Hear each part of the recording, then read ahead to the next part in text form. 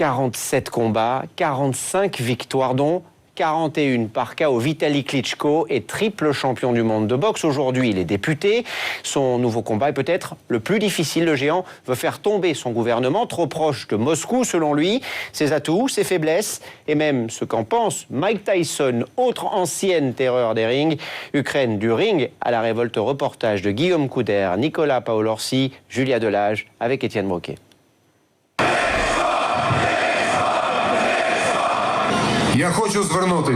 Les Ukrainiens le surnomment le député au poing d'acier. Vitali Klitschko, 42 ans, figure charismatique de l'opposition. L'avenir dépend de chacun de vous. Nous devons rester unis et tout faire pour l'emporter. L'un des hommes politiques les plus populaires du pays, car il est aussi triple champion du monde de boxe, catégorie poids lourd. 47 combats, 45 victoires, 41 par KO. 2,02 m, 110 kg, un colosse.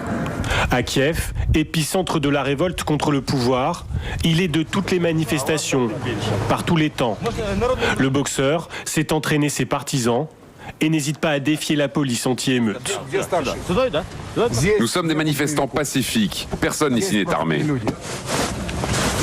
Je vous le demande à chacun d'entre vous, avant de réprimer, de frapper les gens, posez-vous la question de ce que vous êtes en train de faire. Vous agissez peut-être de façon illégale et vous aurez des comptes à rendre. Vitali Klitschko, figure atypique de l'opposition. Le député boxeur veut mettre KO le gouvernement pro-russe du président Yanukovych. Son credo, il le répète à longueur d'interview, éloigner l'Ukraine de la Russie pour la rapprocher de l'Union européenne. Pour vous, personnellement, qu'est-ce que ça signifie l'Europe ? Ça signifie des réformes, le changement des règles du jeu, une croissance économique, des perspectives pour tout le pays et pour chaque citoyen. Place de l'Indépendance, occupée jour et nuit par les manifestants pro-européens, on mesure sa popularité. Pour la plupart des Ukrainiens, un homme neuf et honnête dans un pays rongé par la corruption. Ce qui le différencie des autres, c'est qu'il est transparent. Transparent comme le cristal. Il a la volonté, le désir de changer les choses dans le pays. Il n'a pas eu le temps de nager dans la corruption. Il n'a pas encore appris à tricher et il semble foncièrement honnête. En tout cas, il inspire confiance. Sa force physique est un avantage certain. D'abord, ça lui donne une force morale, et ça, c'est déjà très important. Et puis, naturellement, ça lui donne de l'autorité, une stature.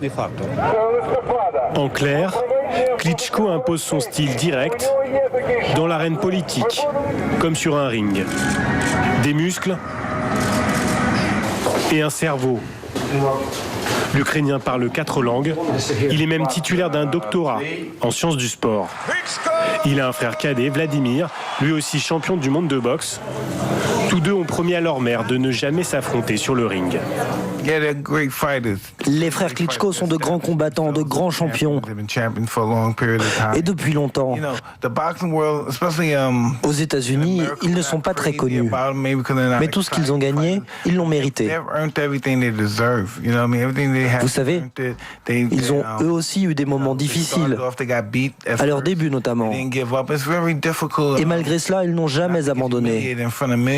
Ils ont persévéré. Et aujourd'hui, ce sont des champions. Je suis pas étonné vraiment de voir, en tout cas Vitali, réussir en politique. Ils essayent, je pense qu'il met la même stratégie qu'il a pu mettre en tant que champion, de détermination, de volonté.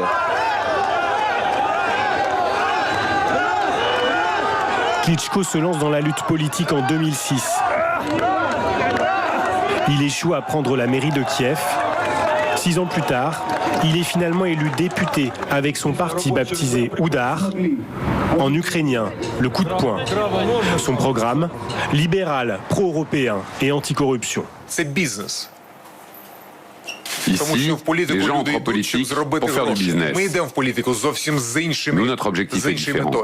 Nous allons modifier cette pratique honteuse et faire en sorte que la politique serve le peuple et l'État.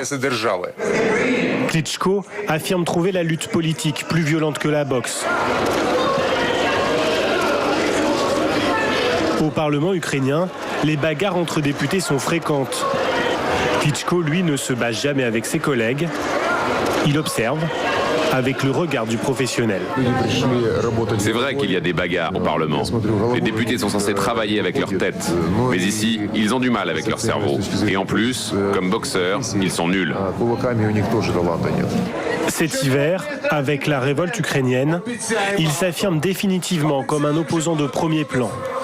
Dès le début des manifestations, provoquées par le refus du pouvoir de signer un partenariat avec l'Europe, Klitschko est en première ligne. Nous avons besoin d'un changement de gouvernement. Car celui-ci ne veut pas écouter le peuple. Et ce gouvernement utilise la police, non pas pour défendre le peuple, mais pour le réprimer. Mais le roi du coup de poing est-il vraiment capable d'abattre le pouvoir? En Ukraine, beaucoup commencent à en douter. Comme sur ces images, Klitschko apparaît souvent aux côtés de deux autres leaders de l'opposition, Arseniy Yatsenyuk, qui s'exprime à la tribune, un modéré pro-européen, et Oleg Tiagnybok, un nationaliste d'extrême droite. Une opposition éclatée, divisée, où Klitschko n'émerge pas comme chef à contester. Aujourd'hui, ils sont trois, et c'est trop car l'opposition n'est pas claire. Ses intentions ne sont pas très lisibles. Quand Klitschko veut faire d'une façon, les autres veulent faire différemment. Ça ne va pas. Il faut qu'une seule personne rassemble et décide. Ce n'est qu'uni que l'opposition atteindra ses objectifs. Alors que l'issue de cette révolte reste incertaine, la stratégie de Klitschko sème le trouble. Pour certains, il préférerait en fait attendre l'élection présidentielle de 2015, où il serait favori face au pouvoir pro-russe. Le champion du monde l'affirme d'ailleurs lui-même. En boxe comme en politique, il faut être patient pour frapper au bon moment.